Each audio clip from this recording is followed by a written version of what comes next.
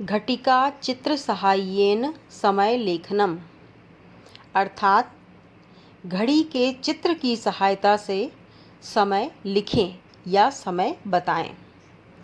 अब जब हम किसी भी घड़ी में समय देखना चाहते हैं तो हम उस घड़ी में सबसे पहले अंकों को देखते हैं और अंक 1 से 12 तक दिए गए होते हैं, क्योंकि 1 से लेकर 12 तक दिन का समय और इसी प्रकार से 1 से लेकर 12 तक हम रात्रि के समय की गणना करते हैं। इसलिए घड़ी में 1 से 12 अंक होते हैं।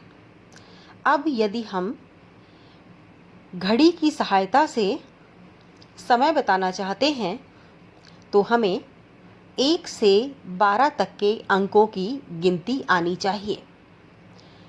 अंकों में गिनती, साथ में शब्दों में गिनती, और इसी के साथ यदि हम संस्कृत भाषा में समय पढ़ना चाहते हैं, संस्कृते समय जानीम, संस्कृत भाषा में समय जानना चाहते हैं तो हमें 1 से लेकर 12 तक की गिनती संस्कृत भाषा में आनी चाहिए। अब 1 से 12 तक की गिनती जब हम संस्कृत भाषा में सीख लेंगे तो घड़ी देखना हमारे लिए बहुत आसान हो जाएगा। सामान्य जो पूर्ण समय है वो हम घड़ी देखकर 1 से 12 तक की गिनती सीखने के बाद बता सकते हैं। पूर्ण समय जैसे कि घड़ी में इस समय 12 बजे हैं या घड़ी में इस समय 2 बजे हैं। इसी प्रकार से घड़ी में इस समय 4 बजे हैं, 7 बजे हैं, 9 बजे हैं, 10 बजे हैं। इस तरह के पूर्ण समय को आप बता सकते हैं। तो संस्कृत में सबसे पहले आप 1 से लेकर 12 तक की गिनती किस प्रकार से आप लिखेंगे ये सीख लीजिए। बोर्ड पर आपको बताया जा रहा है कि 1 से लेकर 12 तक की संख्याओं को हम संस्कृत में क्या कहते हैं। देखिए, 1 को हम कहेंगे एक है, और जब समय लिखेंगे तो क्या लिखेंगे, 1 वादनम। 2 को हम कहते हैं द्वि, और जब समय लिखेंगे तो हम लिखेंगे द्विवादनम। 3 को हम कहते हैं त्रि या त्रय, तो समय लिखेंगे तो क्या कहेंगे, त्रयवादनम। और 4 को कहेंगे चतुर्वादनम। चतुः कहते हैं तो चतुर्वादनम हो जाएगा। फिर 5 को हम संस्कृत में पंच कहते हैं, तो जब समय बताएंगे अधुना पंचवादनम अस्ति। और इसी प्रकार से 6 को हम कहेंगे षड्वादनम, 7 को कहेंगे सप्तवादनम, 8 को कहेंगे अष्टवादनम, 9 को कहेंगे नववादनम, और 10 को कहेंगे दशवादनम, 11 को कहेंगे एकादशवादनम,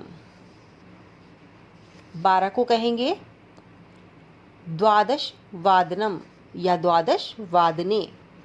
तो इस प्रकार से हम हिंदी के जो शब्द हैं या गणित के जो अंक हैं उन्हें हम संस्कृत में क्या कहते हैं, 1 से 12 तक के अंकों की आपने जानकारी प्राप्त की। अब संस्कृत में पूर्ण समय को जानने के लिए हम कुछ वाक्यों का यहाँ पर उदाहरण ले रहे हैं और आपको घड़ी दिखा रहे हैं। देखें समय किस प्रकार से पढ़ेंगे। यहाँ घड़ी में 2 सुई दे रखी है। छोटी सुई 5 पर है और बड़ी सुई 12 पर है। तो छोटी सुई जिस अंक पर होती है वही समय होता है। यानी हम लिखते हैं कि छोटी सुई जहाँ पर है उतना ही समय हुआ है। जैसे यहाँ पर छोटी सुई 5 पर है तो हम कहेंगे पंचवादनम, अधुना पंचवादनम अस्ति। अब इस प्रकार से हम सामान्य समय बता सकते हैं।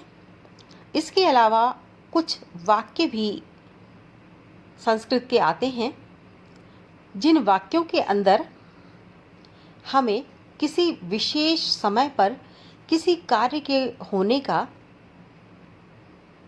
संकेत होता है या बताया जाता है कि किस समय कोई कार्य हो रहा है। तो वाक्य में भी हमें इन संख्यावाची शब्दों का प्रयोग करना होता है और समय से जुड़े हुए इन संस्कृत के शब्दों का प्रयोग करना होता है। चलिए देखते हैं, यहाँ जो आप घड़ी देख रहे हैं इसमें 5 बजे हैं। हम इसे संस्कृत में लिखते हैं अधुना पंचवादनम अस्ति, यानी अभी 5 बजे हैं। और अगर हम किसी तरह से इसे वाक्य में प्रयोग करना चाहें तो एक वाक्य हम इसका बना सकते हैं, रामः प्रातः पंचवादने उत्तिष्ठति, यानी राम प्रातः 5 बजे उठता है। इसी प्रकार से दूसरी घड़ी देखिए, दूसरी घड़ी में 9 बजे हैं। हम इसे कैसे लिखेंगे, अधुना नववादनम अस्ति, अभी 9 बजे हैं। और यदि इसका वाक्य बनाना हो तो रमा नववादने विद्यालयम गच्छति, मतलब रमा 9 बजे विद्यालय जाती है। ये 2 घड़ियों का उदाहरण आपने देखा। तीसरी घड़ी देखिए, इसमें 11 बजे हैं और वाक्य हम क्या बनाएंगे, अधुना एकादशवादनम अस्ति, अभी 11 बजे हैं। अगर हमें वाक्य में इस शब्द को पिरोना हो तो किस प्रकार से बनाएंगे, कृष्णः एकादशवादने लेखम अलिखत, यानी कृष्ण ने 11 बजे यह लेख लिखा। अब एक और घड़ी है जिसमें शाम के 7 बजे हुए हैं, तो इसके लिए आप क्या लिखेंगे, अधुना सप्तवादनम अस्ति, और वाक्य बनाएंगे कृष्णा सप्तवादने गृह कार्यम करोति, कृष्णा 7 बजे घर का कार्य करती है। एक और घड़ी देखिए, 3 बजे हैं इस घड़ी में, तो हम क्या लिखेंगे, अधुना त्रयवादनम अस्ति, वाक्य बनाएंगे कृष्णा त्रिवादने या त्रयवादने विद्यालयात् आगच्छति, कृष्णा 3 बजे विद्यालय से आती है। एक और घड़ी का उदाहरण, इस घड़ी में 6 बजे हुए हैं, तो हम कैसे बताएंगे, अधुना षड्वादनम अस्ति, और वाक्य बनाएंगे अनुसूया षड्वादने मंदिरम गच्छति, इसका मतलब है अनुसूया 6 बजे मंदिर जाती है।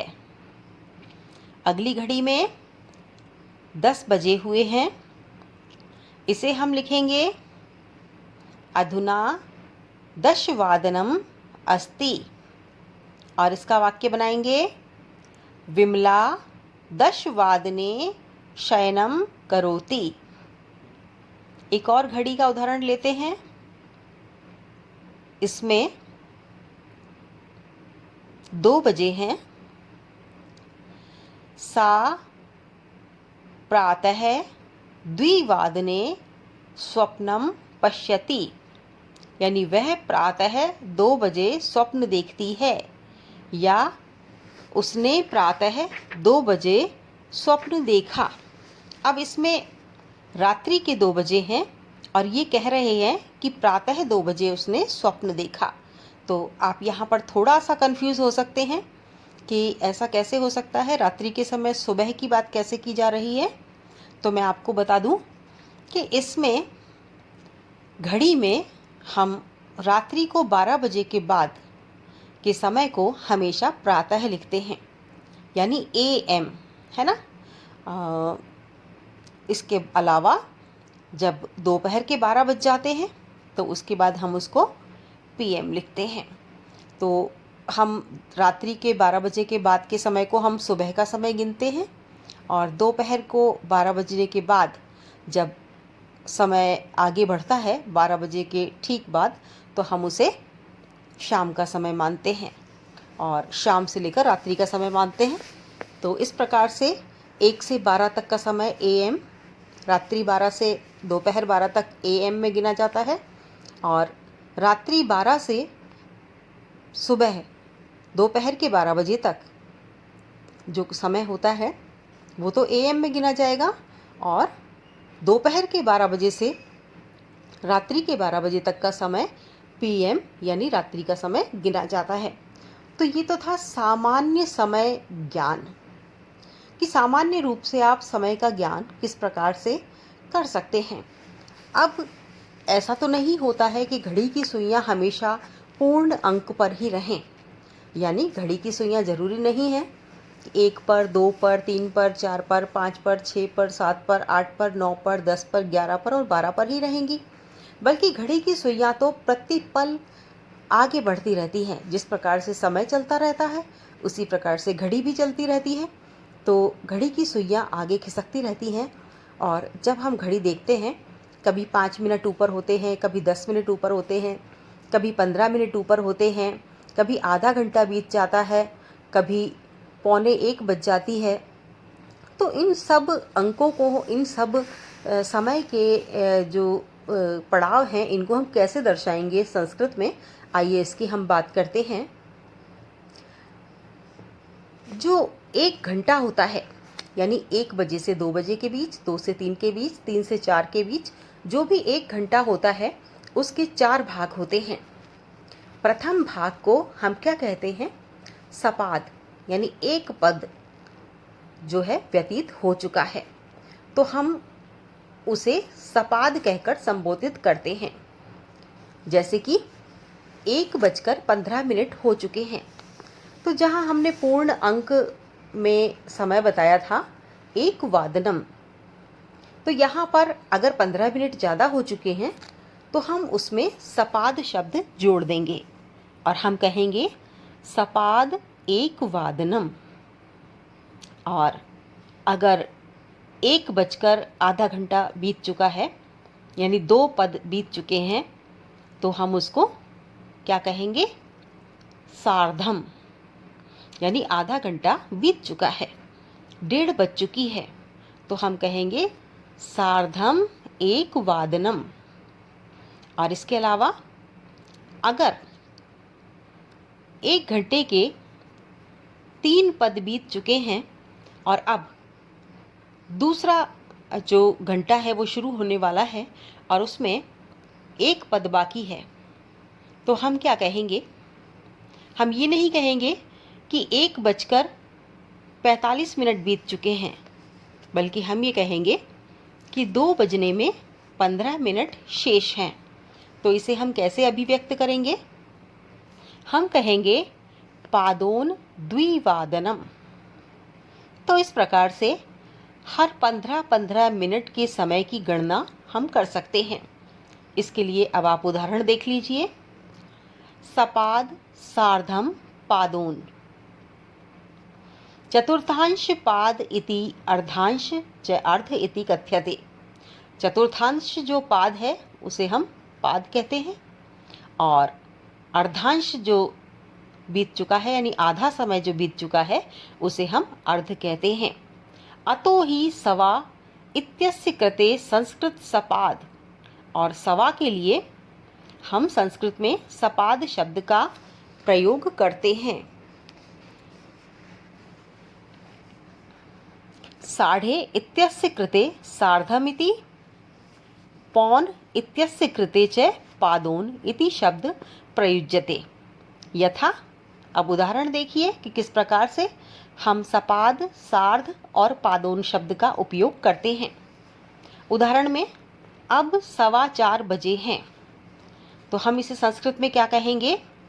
अधुना सपाद चतुर्वादनम अस्ति। अधुना सपाद चतुर्वादनम अस्ति। यदि आधा घंटा बीत चुका है, अब 4:30 बजे हैं, तो हम इसे संस्कृत में क्या कहेंगे? अधुना सार्ध चतुर्वादनम अस्ति। अधुना सार्ध चतुर्वादनम अस्ति। अब 3:45 बजे हैं, 3:45,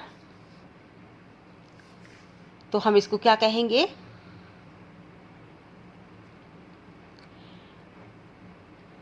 अधुना पादोन चतुर्वादनम अस्ति।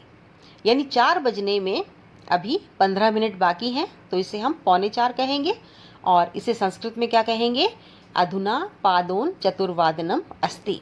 तो इस प्रकार से सपाद यानी सवा, और सार्ध यानी आधा, और पादोन यानी जो है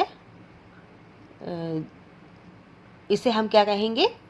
15 मिनट कम को हम पादोन कहते हैं, यानी पौन को हम पादोन कहते हैं। तो इन तीनों शब्दों का जो प्रयोग किस प्रकार से होता है, ये आपने उदाहरणों के माध्यम से जाना। एक दो उदाहरण हम और ले लेते हैं संस्कृत के ही।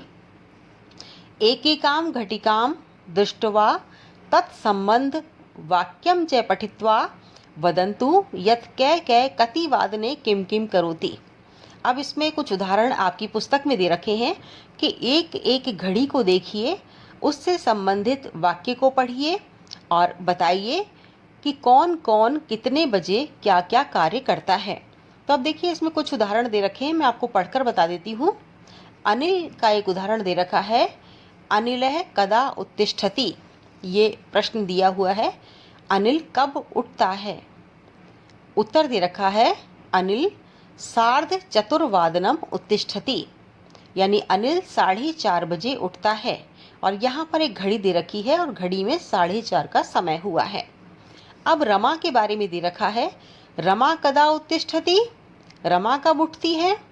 रमा सपाद चतुर्थवादने उत्तिष्ठति। रमा 4:15 बजे उठती है।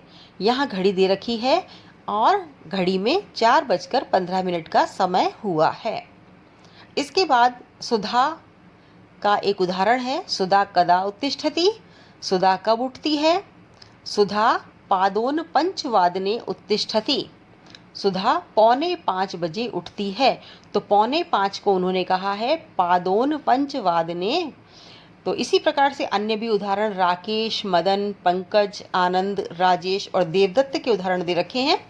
इन्हें आप अपनी पुस्तक में ज़रूर देखिएगा और पुस्तक में देखकर आप इसे अभ्यास पुस्तिका में करने का प्रयास कीजिएगा। ये तो हुई सपाद, अर्ध और पादोन शब्द की बात। अब यदि 15 मिनट से कम समय हुआ है, यानी घड़ी में 5 मिनट अधिक हुए हैं, 10 मिनट अधिक हुए हैं, 7 मिनट अधिक हुए हैं, 12 मिनट अधिक हुए हैं, या 25, या आप मान लीजिए 27, या इस तरह के कुछ मिनट आगे समय बढ़ चुका है, जो कि सपाद, पादोन और सार्धम के रूप में हम अभिव्यक्त नहीं कर सकते हैं, तो उन्हें हम कैसे कहेंगे, इसका भी आप देख लीजिए किस प्रकार से हम इसके उदाहरण देंगे। कला निमेषः। मिनट इत्यस्य कृते कला। मिनट के लिए हम किस शब्द का प्रयोग करते हैं? कला शब्द का प्रयोग करते हैं संस्कृत में। निमेषः इति शब्दस्य प्रयोगे भवति, या निमेष शब्द का प्रयोग हम करते हैं मिनट के लिए। तो यदि हम ये बताना चाहते हैं कि 5:10 हुए हैं, तो इसे हम कैसे बताएंगे? यानी इति अर्थ बोधयितुम अंकानाम स्थाने 10 कालोत्तर पंचवादनम। तो हम क्या कहेंगे? 10 कालोत्तर पंचवादनम, या फिर हम कह देंगे 10 निमेषोत्तर पंचवादनम। 10 निमेषोत्तर पंचवादनम, या फिर हम कहेंगे 10 कलाधिकम पंचवादनम, या हम कहेंगे 10 निमेषाधिक पंचवादनम, या फिर कहेंगे दशोत्तर पंचवादनम, या कहेंगे दशाधिक पंचवादनम, वा इत्येव, यानी इस प्रकार से किसी भी उदाहरण के माध्यम से हम कह सकते हैं। ये जो हमने शब्द बताए, इन शब्द में से किसी भी शब्दों का प्रयोग हम कर सकते हैं। यानी कि मिनट बताने के लिए हम किन किन शब्दों का उपयोग कर सकते हैं? हम कला शब्द का उपयोग कर सकते हैं, निमिष शब्द का उपयोग कर सकते हैं, निमेष शब्द का प्रयोग कर सकते हैं, और अधिक शब्द का प्रयोग कर सकते हैं अधिक बताने के लिए। तो 3-4 तरह से हम इनको प्रदर्शित कर सकते हैं। एक बार फिर से सुन लीजिए। अंकानां स्थाने 10 कलोत्तर पंचवादनम, 10 निमेषोत्तर पंचवादनम, 10 कलाधिक पंचवादनम, 10 निमेषाधिक पंचवादनम, दशोत्तर पंचवादनम, दशाधिक पंचवादनम। इन सब शब्दों के माध्यम से हम कह सकते हैं। और मैं आपको यही कहूँगी कि सबसे अच्छा और सरल उदाहरण जो दिया हुआ है वो है दशाधिक पंचवादनम। यानी जितने भी समय आगे निकल चुका है, जितने भी मिनट आगे निकल चुके हैं, उसे हम अधिक कहकर यदि संबोधित करें तो हमें सामान्य रूप से ये शब्द याद भी रहेगा और हम आसानी से इसे लिख पाएंगे। तो सबसे अच्छा है कि हम 5:10 को दशाधिक पंचवादनम लिखें। अब ये तो हुआ हमने मिनट आगे लिखने का। अब यदि 12 बजने में 10 मिनट शेष हैं तो हम इसे क्या लिखेंगे? यहाँ हम अधिक के स्थान पर न्यून शब्द का प्रयोग करेंगे और हम बता सकते हैं कि 10 मिनट इसमें कम हैं। अब जैसे इसमें 10 कलाधिक पंचवादनम लिखा है तो 10 कला न्यून पंचवादनम हम लिख देंगे। 10 निमेषोत्तर लिखा हुआ है तो 10 निमिष ऊन पंचवादनम हम लिख देंगे। 10 निमेषाधिक पंचवादनम लिखा हुआ है तो इसके स्थान पर लिखेंगे 10 निमेष न्यूनम पंचवादनम, दशोत्तर पंचवादनम, 10 न्यूनम पंचवादनम। इस तरह से हम मिनट की गिनती कर सकते हैं। अब इसमें एक उदाहरण दे रखा है। कलामः 8 नववादने गच्छति, कलाम 9:08 पर जाता है। दूसरा दे रखा है हामिदः 20:12 स्वपिति, हामिद 12:20 पर सोता है। तो इस तरह से हम अधिक और न्यून को भी समय के माध्यम से बता सकते हैं। अब कुछ उदाहरण मैं आपको बताती हूँ। आपको 2 बजे अवश्य जाना है। इसे हम संस्कृत में क्या लिखेंगे? भवता 2 अवश्यम गंतव्यम अस्ति। अब दूसरा उदाहरण, ठीक 3 बजे एक बस छूटती है। संस्कृत में कैसे लिखेंगे? 3 एकम बस यानम गच्छति। तीसरा उदाहरण है, क्या तुम 5:45 बजे मिलते हो? संस्कृत में लिखेंगे किम त्वम पादोन 6 मिलसि। अन्य उदाहरण देखें, मैं 5 बजे घर पर ही रहता हूँ। अहम 5:30 गृहे एव तिष्ठामि। संस्कृत वार्ता प्रसार कब होता है? संस्कृत वार्ता प्रसार कदा भवति। कब को हम लिखते हैं कदा। 2.5 घंटे का कार्यक्रम है। द्विघंटात्मक कार्यक्रमः, सार्धं द्विघंटात्मकः कार्यक्रमः। क्या 10 बज गए? किम 10 वादनम जातम। मैं 6 बजे से 7 बजे तक पढ़ता हूँ। अहम षट्वादनतः सप्तवादन पर्यंतम पठामि। अन्य उदाहरण देखें। अब 3 बजने में 5 मिनट कम हैं। अधुना पञ्चन्यूनत्रिवादनम् अस्ति। अब 4:10 हुए हैं। अधुना 10:04 अस्ति। अब 6:40 हुए हैं। अधुना 4:45 अस्ति। सवा बजे लिखता है, सपादैकवादने लिखति। 7:40 पर कहता है, 4:45 कथयति। अब 8:50 हुए हैं। अधुना 50+8 अस्ति। 4 बजे से 6 बजे तक खेलता है। चतुर्वादनतः षट्वादन पर्यंतम क्रीडति। तस्लीमा नसरीन 12:15 बजे बोलती है। तो इसका आ जाएगा तस्लीमा नसरीन सपाद 12 भाषते। तो इस प्रकार से हम संस्कृत में घड़ी से संबंधित, समय से संबंधित वाक्य बनाते हैं और समय जानने का प्रयास करते हैं। परीक्षा में ये प्रश्न हमेशा दो अंक का या 3 अंक का आता है। घटिका समय जानीम या संस्कृते समय जानीम, और इसको अधिकतर रिक्त स्थानों के माध्यम से दिया जाता है। और रिक्त स्थान में आपको समय लिखना होता है, पूरा वाक्य लिखा हुआ होता है और आपको समय लिखना होता है। तो किस प्रकार से आप लिखेंगे, थोड़ा सा हम उदाहरण देख लेते हैं। पहला प्रश्न दे रखा है, स्वकीयां दिनचर्या लेखितुम रिक्त स्थानानां पूर्तिम उचित पदई कुरुतः। यानी अपनी दिनचर्या को बताने के लिए जो ये रिक्त स्थान दे रखे हैं, इसमें उचित पद से पूर्ति करें। तो इसमें क्या है कि समय का जो स्थान है वो छोड़ा गया है, यानी रिक्त स्थान दे रखे हैं जिसमें समय आपको लिखना होगा।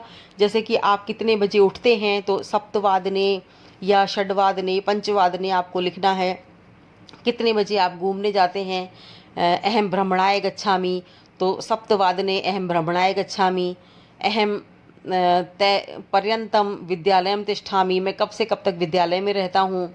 मैं मध्याह्न में भोजन कब करता हूँ। तो इन सब रिक्त स्थानों में आपको मात्र समय ही लिखना है। पंचवादने, 10वादने, षट्वादने, सप्तवादने, इस तरह का। दूसरा उदाहरण दे रखा है आपका, विद्यालयस्य समय सारणीम उचित समय वाचकई पदई पूरयित्वा लिखत। अब बात चाहे कुछ भी हो, चाहे विद्यालय की समय सारणी हो, चाहे आपके घर की समय सारणी हो, चाहे आपकी दैनिक दिनचर्या की बात हो, सभी में आपको समय दर्शाना है और वो भी संस्कृत भाषा में।